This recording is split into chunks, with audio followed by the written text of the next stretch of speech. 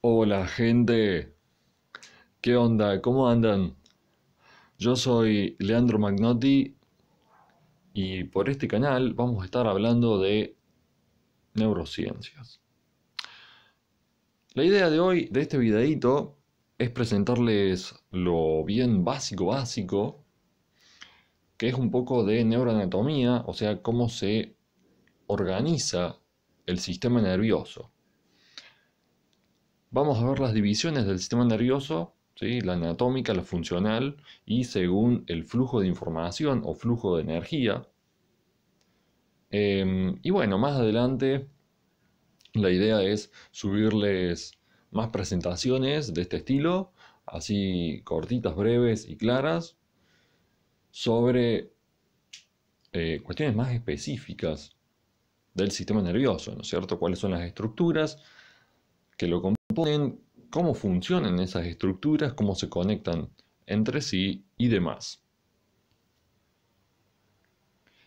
Entonces, divisiones del sistema nervioso. La primera es la división anatómica, es lo más clásico, ¿no es cierto? Si consideramos al sistema nervioso y lo queremos separar un poco para estudiarlo mejor, por supuesto, tenemos por un lado la división central o la parte central o el sistema nervioso central y por otro lado el sistema nervioso periférico.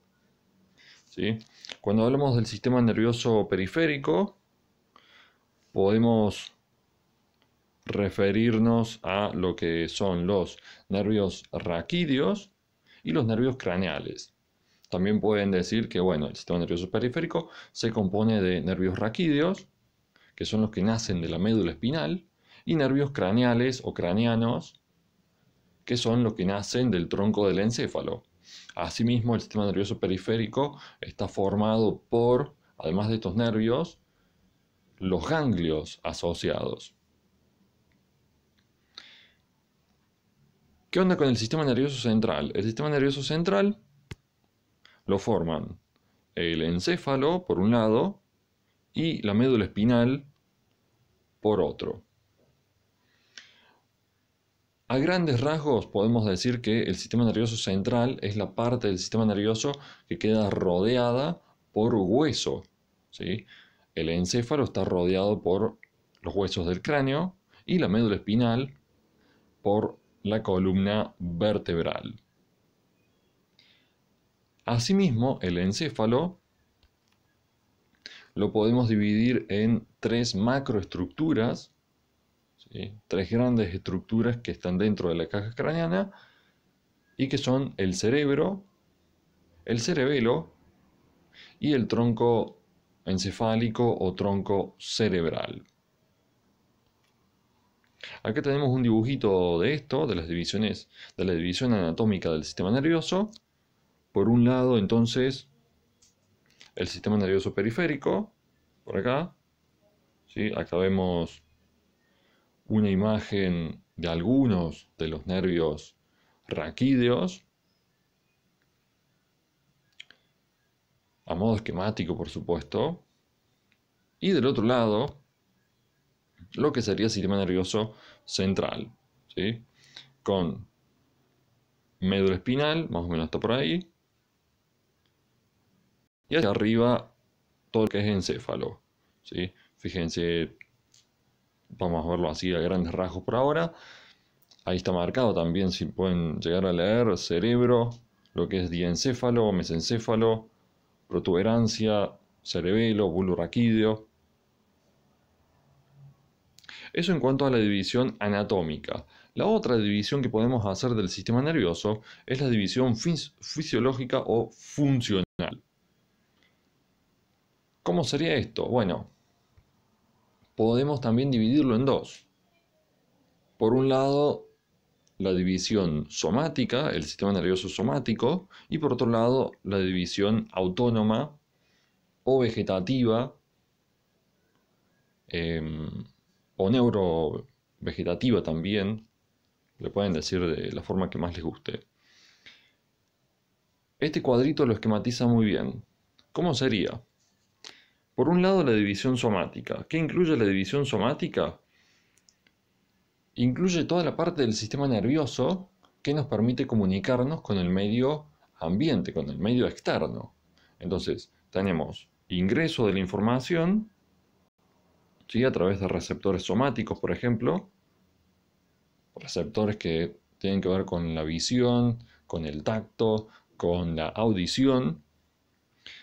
Esa información ingresa de manera aferente, acá tiene que decir división somática, perdón, división sensorial somática, que es aferente, y fíjense que está compuesta por, o sea, que parte de lo periférico, ¿sí? Tenemos ingreso de la información, llega a nivel del sistema nervioso central, se procesa ahí esa información, y luego sale a modo de respuesta, por supuesto.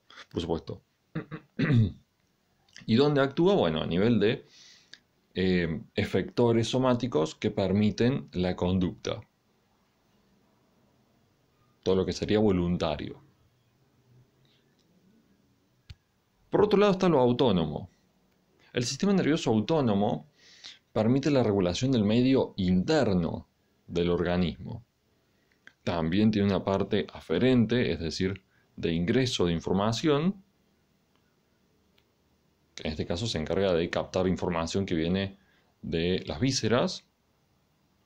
Y fíjense que, bueno, hay un procesamiento a nivel central de esa información y hay dos salidas, dos eferencias.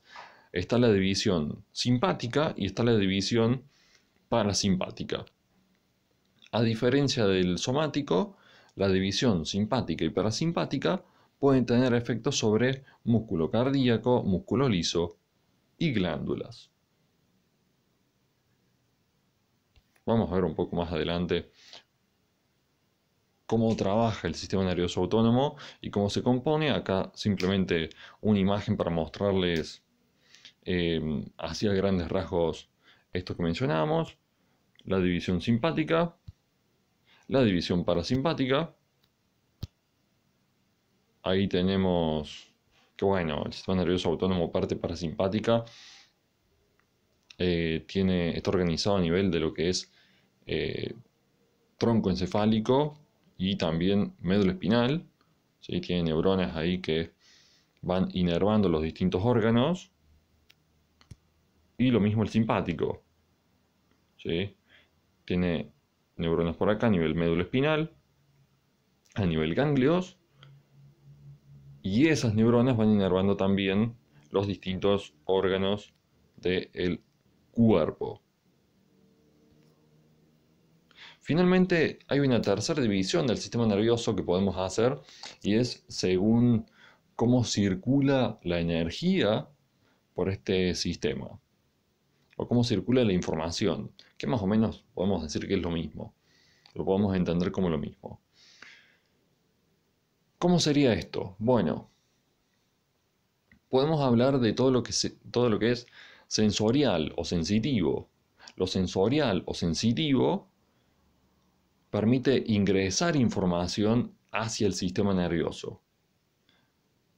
De manera general, lo que es sensorial se suele decir que es ascendente, porque asciende en niveles de complejidad, o sea, vamos de lo menos complejo a lo más complejo. ¿Sí? Por ejemplo, los receptores sensoriales, que es como un procesamiento bien sencillo de la información, bien rústico, y luego tenemos la corteza cerebral, que es mucho más información mucho más compleja. Lo sensitivo ascendente suele correlacionarse con lo aferente. Lo aferente también se define como información de ingreso. Insisto con esto, es de forma general que lo estamos viendo, ¿no? Lo aferente sería como lo sensitivo, ya que es información de ingreso, información de entrada o información de llegada. Por último, lo sensitivo también se suele decir por ahí que es centrípeto. ¿Cómo sería centrípeto? desde desde afuera hacia el centro, ¿sí? Desde afuera del organismo hacia dentro del sistema nervioso. Eso por un lado, que se opone o que es distinto a lo motriz, que bueno, obviamente lo motriz tiene que ver con la conducta, en contraste con lo sensorial. Lo motriz se suele decir que es descendente, ya que desciende en tanto a niveles de complejidad, ¿sí? Va desde lo más complejo hacia lo menos complejo. Es eferente, porque se trata de información de salida, o sea, el sistema nervioso piensa una conducta y nosotros la actuamos en el medio. Y luego tenemos que también lo motor descendente puede ser referente y puede ser centrífugo. Va desde el centro hacia afuera, ¿sí? Entonces, motriz porque tiene que ver con la conducta, descendente porque va desde lo más complejo a lo menos complejo, y eferente porque tiene que ver con información de salida, ¿sí? Información de envío, y centrífugo porque va desde el centro hacia afuera. Bueno, gente, eso en cuanto a lo bien básico y en cuanto a las divisiones del sistema nervioso. La próxima la seguimos con más estructuras de este hermoso sistema del organismo. Muchas gracias